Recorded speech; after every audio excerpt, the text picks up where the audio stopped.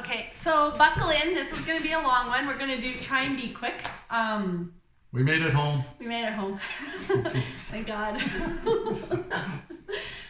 So the last time we talked to you, we were doing the overnight bus to Cusco and to start our jungle trek. Mm-hmm. So the overnight bus was kind of cool. It was a double-decker, although we didn't sleep any better on that because you're bouncing and everything through the middle of the night. Something that Dale found out is our first overnight bus ride was actually on one of the most dangerous roads or something. Oh yeah, one of the most dangerous roads in the world. Yeah. I think there's... That's why they do it at night. Yeah, because so you can't see. You're driving with sheer drops of 3,000 feet. So, yeah. And you're on the edge of a one-way lane trying to pass other buses. So it's better that we slept. It is. Or kind of slept. I didn't sleep. Yeah. No. Anyways. So, we got dropped off at... Our bus got in early, so he was really hauling. And... got dropped off at Cusco at 5 in the morning. We got picked up by our shuttle van at 7 and we headed off to our jungle trek. So then we did mountain biking that morning and we were at high. We went down 3,000, so we were at 4,300. Yeah, we started the mountain biking at 4,300 and you dropped down to 1,020. 1,020, but so it's all downhill and you get some pretty good speed going, so it was a lot of fun. Yeah, and it was funny because so before our first break, Dale tried to hold back and stay with me, and you could tell he wanted to go with the other younger people because I'm overcautious. Plus my brakes didn't work that good. My front brake worked awesome, which is not what I needed. I needed my back brake to work, but it didn't. The mountain bikes were not that great. They weren't good. But and Dale was really jealous because at one of our rest areas there was a larger group and they had all specialized bikes. Kona, yeah. Very nice, and he's just, look at their bikes compared to my bike. And anyways, it was fine. It was good. We made it. I was slow, but that's okay. I was worried about when we ran around corners and stuff that my G's from the pure speed would throw me off the cliff. Across streams that she had to brake for. I damn near stopped for any stream I had to go through, so my feet were incredibly wet at the end of the day. It was fun. It was a lot of fun. And what else we did? And the streams they called the Gringo Killer. Yeah. Because so many people...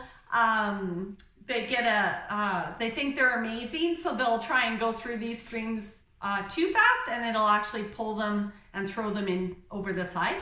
So they call it the Gringo Killer, the streams. Yeah. So that's good. Nice trail called the Gringo Killer. Yeah.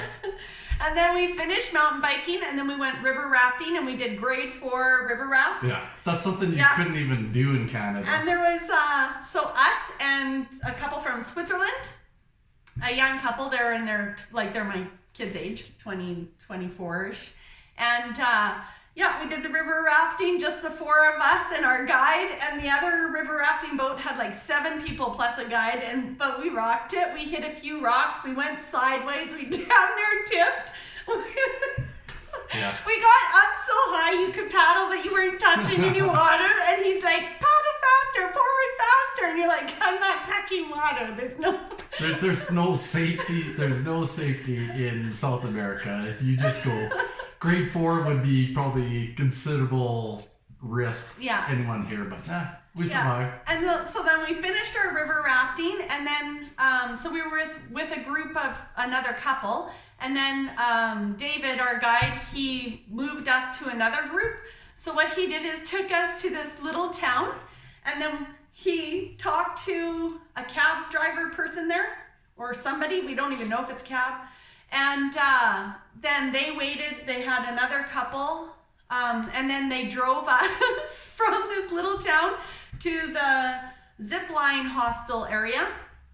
And then our new group had England, 5 kids from England, and they were all in their pre-med students. Yeah, and they were entertaining. And the ride going from this little town to where we had to stay for the hostel was, again, crazy mountain roads in this little tiny car, and it was pretty scary. It's an experience. I took pictures as best I could. Nobody spoke English except for Dale and I, and then the other 3 in the vehicle didn't I think all the drivers think they're Mario and Andretti because it was like rally. It's rally driving. Rally driving, yeah. Hitting corners that if you miss the corner, you drop thousands of feet. You're not coming out. You're dying. You're not coming out. Yeah. Okay. And then, so that night we could have got a good sleep, but then this hostel that we came into and found our new group and our new guide, whose name was Hans. So this hostel was putting on a jungle party. So they had like jungle material that you could wear for skirts and like vests and... So we got pretty hammered up with our... that time we participated. Yeah, we got pretty hammered up with our English friends, and it was good. But we all suffered severely because we had to be the next day. We had to be up at what time? Yeah, we had to be up early again to go zip lining. Yeah, so we had to be up and out by 7 a.m, and the liver lights were on.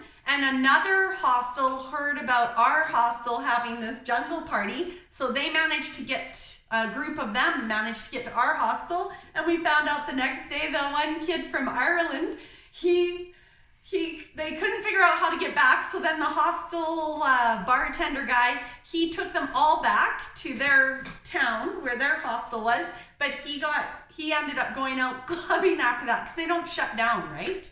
They just stay open until you want to go to sleep. So if you don't go to sleep, they won't close. And he ended up in the wrong hostel, and then that was funny because their guide lost him. Anyways, so the next morning we did the zip lining, and the zip lining was a little bit, this zip lining one was way longer and faster, but it's next level unsafe. Using your hands to brake. Yeah, that was kind of scary. Then just reach up and with your gloves, and you can actually feel the heat burning through your hands. So you're trying to find a good spot so you don't burn the shit out of your hand to brake yourself. Yeah, and you're flying. Yeah. You were going so fast compared to the first zipline ones that we did. Again, nothing like that would pass here in Canada. No, I don't think so. But I've not ziplined in Canada. But we survived. Yeah, we did. We survived. We were good. So, and then after the zip lining, then we got into a shuttle van and with our 5 English kids and our guide, and off we went to our jungle hike. So that was about a 3.5-hour hike with all your crap on you. So you have your backpack, everything. And it was awesome. That was going through the jungle was probably the highlight of my trip. Yeah. And it was pretty cool seeing parrots and all kinds of wildlife. Just the sounds and the lush jungle is pretty cool. Yeah. Yeah. And then we're going to stop this now because it's getting too long, and I'll do another one for our Machu Picchu Rainbow Mountain. Okay.